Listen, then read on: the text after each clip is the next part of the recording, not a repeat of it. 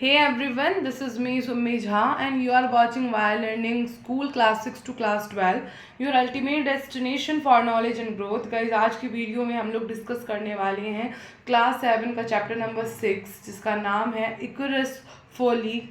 चलिए आज हम इसके डिस्कशन आंसर्स को डिस्कस करते हैं जो कि इंग्लिश विजार्ड का बुक का ये चैप्टर नंबर 6 है। तो चलिए देखते हैं क्या सब इसके अंदर है। क्वेश्चन आंसर्स भी हैं, वर्ड मीनिंग तो आपको यहाँ पे होते हैं लेकिन यहाँ पे शायद वर्ड मीनिंग आपके नहीं है। हाँ है, वर्ड मीनिंग भी आपको एक साथ ही दिए गए हैं, ये तो आप देख लेना, है ना। ये तो आपको ट्रांसलेशन मिल जाएगा, इसको ट्रांसलेट कर लेंगे। अगर आपको ऐसा लगे कि नहीं मैम इसमें भी हेल्प कर दीजिए तो कमेंट करेंगे, तो मैं वर्ड मीनिंग भी हिंदी में आपको समझा दिया करूँगी। फिलहाल हमारे पास जो है match the names with the correct description, पहला आपको मैच द फॉलोइंग आया है तो मैंने इसको ना बुक में ही फिल कर दिया है। फर्स्ट का आंसर है डी, हाँ, अ ब्रिलियंट इन्वेंटर, ठीक है, यहाँ जो डी से स्टार्ट हो रहा है ब्रिलियंट से वो। उसके बाद है आपका सेकंड का आंसर है a young boy who flew too close to the sun. Third का आंसर है ये E, a ruthless king. Fourth का आंसर है B, the island with the tower prison. और फिफ्थ का आंसर है C, a place named in memory of the boy who flew too close to the sun. ठीक है, with this our question number A match the following is done. Now question number B, rearrange the events of the story in the correct order.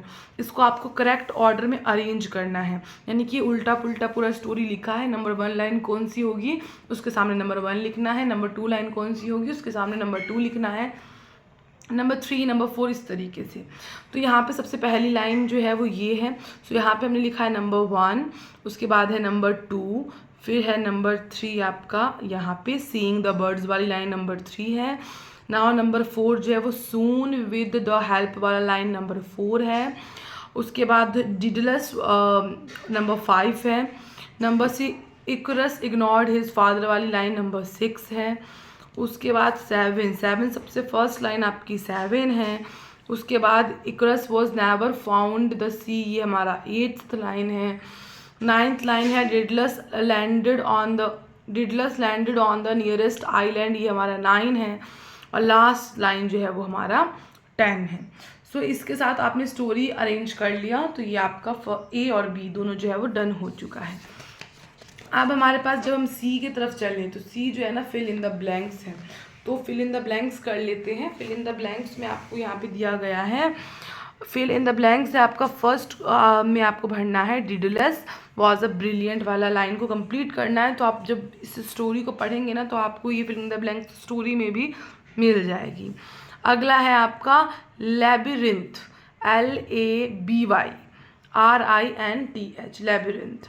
उसके अगला है आपका क्रीट, एक होता है create और ये है क्रीट, ठीक है, CRETE। अगर हम लोग क्रीट का मतलब जाने तो ये जो क्रीट है, क्रीट का मतलब होता है एक द्वीप है, ये एक आइलैंड जैसा है, ठीक है। इस महासागर ये जो क्रीट जो है वो एक यूनानी द्वीप का नाम है जो भूमध्य सागर में जो है वो स्थित है, ठीक है। तो ये एक आइलैंड के पास एक है जगह।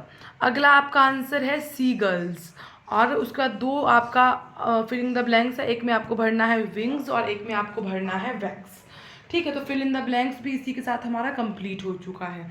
Now answer the following question. तो पहला आप क्वेश्चन देख सकते हैं, क्वेश्चन है who was Daedalus and what was he known for.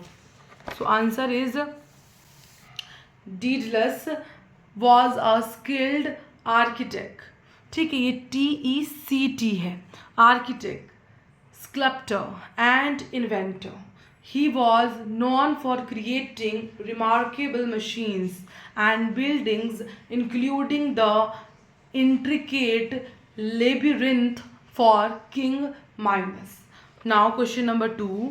Where was Daedalus and his son Icarus imprisoned?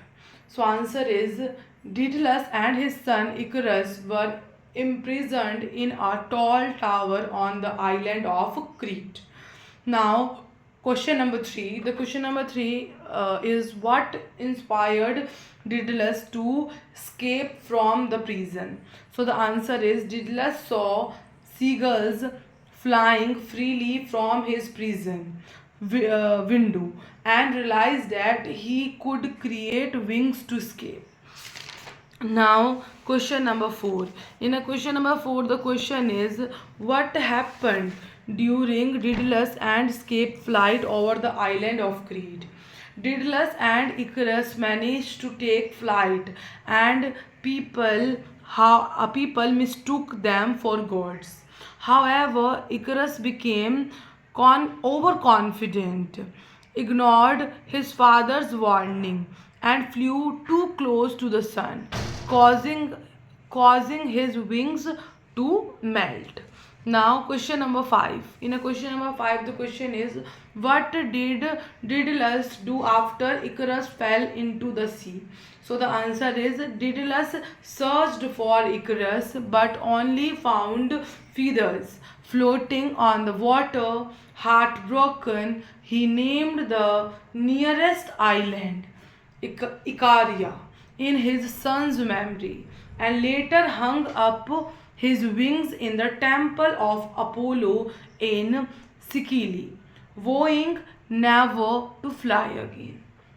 With this our question answer D is also done. अगला है हमारे पास ई है बट थिंक एंड आंसर है वो आप खुद का दिमाग लगा के कोशिश करना. अगर आपको लगे नहीं मैम ये भी करवा ही दो तो प्लीज़ कमेंट डाउन, मैं करवा दूँगी. Now I fill in the correct phrases. इसमें आपको फ्रेजेस भरना है करेक्ट जो भी आपको लगता है. तो आपका फर्स्ट में आपको भरना है लुक्ड ऑन इन एव. सेकंड में आपको भरना है swallowed by the waves.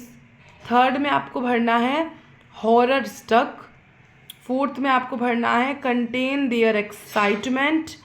Fifth में आपको भरना है with a heavy heart. Sixth में आपको भरना है श्रंक बीनीथ. ठीक है. सो विद दिस आपको जो है वो एफ तक हो गया. अब ये जो है आपका जी में आपको ये पजल सॉल्व करना है. जो आप ये पजल सॉल्व कर लेंगे उसी के आंसर में से आपको एक क्लू जो है वो इसको फिल करना है. ठीक है. तो ये आप लोग खुद वर्क करेंगे. उसके बाद जितना हो सकता है मैंने यहाँ पे किया है. इसका आंसर है टाइटली, देन है अर्ली, फिर है हायर, फिर है नेवर, फिर है ए नंबर ऑफ टाइम्स. फिर यहाँ पे आपको अरेंज करके इसको लिखना है. अरेंज द वर्ब और verbal phrases in the right order, यानी कि उल्टा पुल्टा लिखा है इसको राइट ऑर्डर में आपको लिखना है. तो सबसे पहले आपका है नॉइसली, फिर सेकंड इन द यार्ड, फिर है ऑल डे. इसमें भी फर्स्ट है quietly in her room before going to bed. फिर है loudly outside the house all day. Soulfully at the concert last night. उसके बाद है loudly in the hall every evening before dinner. ठीक है. अब यहाँ पे अगर देखा जाए यहाँ पे आपको मैनर, टाइमली, टाइम, प्लेस, ये सब आपको लिखना है जो जो इसमें से आपको मिला है. तो मैनर में एक ब्रिस्कली, स्लोली, डेलीजेंटली. टाइम में early, every morning, immediately. Place में near the gate, outside the park, under the mango tree. And frequency में आपको लिखना है यूजुअली, समटाइम, ऑलवेज. ठीक है. सो यहाँ तक आपका 6 चैप्टर कंप्लीट हो चुका है. इसके आगे ऐसा मुझे कुछ ग्रामर पोर्शन लगता नहीं है. ऐसे मैं ग्रामर पोर्शन डिफरेंट बनाती हूँ बट समटाइम ग्रामर पोर्शन रह जाता है. तो आप लोग की रिक्वेस्ट आती है मैम ग्रामर पोर्शन भी उसी वीडियो में कवर करवा दो. उसके बाद आप करवाती नहीं हो. तो मैं कोशिश करूँगी कि पुराने वीडियोज़ जहाँ जहाँ ग्रामर पोर्शन छूट गए हैं उसको मैं करवा दूँ. और आगे से मैं क्वेश्चन आंसर वाली वीडियो चाहे जितनी बड़ी हो जाए मैं ग्रामर पोर्शन साथ में करवा ही दूँ. तो चलिए मिलते हैं अगले वीडियो में नए टॉपिक के साथ. तब तक के लिए बाय बाय. जय हिंद, वंदे मातरम.